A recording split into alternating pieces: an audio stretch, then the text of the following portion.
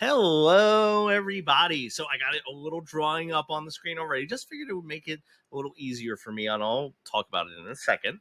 And let's just jump into the question, though. This one says, Rosemary, Gina, and Lena owned a property as joint tenants. Lena sold her interest to Rick. 1 year later, Gina passed away. How is the property now owned? Rosemary, Rick, and Gina's heirs as joint tenants. Rick and Rosemary as tenants in common. Rick, Rosemary, and Gina's heirs as joint tenants. Or Rick and Rosemary as joint tenants. So I'm going to draw a little bit here, and I'm going to take you through this story. So joint tenancy right now is how they originally owned it. And I'm going to draw a little line between each relationship, showing that each one of these are joint tenants. What do we know about joint tenancy? Well, joint tenants have what is referred to as the right of survivorship. What does that mean? Well, that means that joint tenants, when one of them dies, it goes to the remaining joint tenant. So right there, Gina's heirs aren't getting anything because, again, when Gina passes away, it's not going to be able to be passed on. Okay? Because her interest right now is joint tenancy with everybody. Okay? And I'll show you how that's going to be relevant. So I'm keeping blue as joint tenancy right now. And now, remember in this, Lena sold her interest to Rick. Can she do that?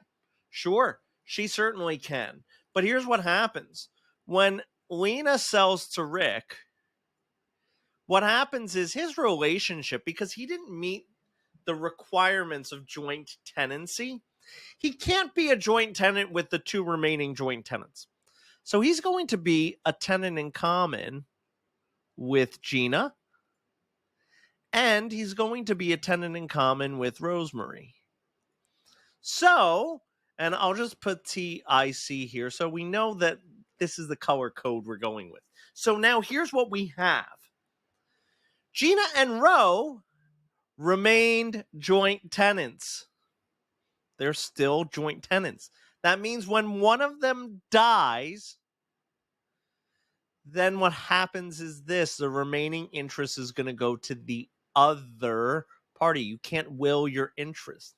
So, in this situation, what happens is when Gina passes away, Ro will now own the entire 2/3. Okay? She's going to own the entire 2/3 with Rick owning the other 1/3. So Rick and Rosemary are going to be tenants in common because, do you see? That's their relationship. So when Gina passes away, her interest automatically goes to Rosemary.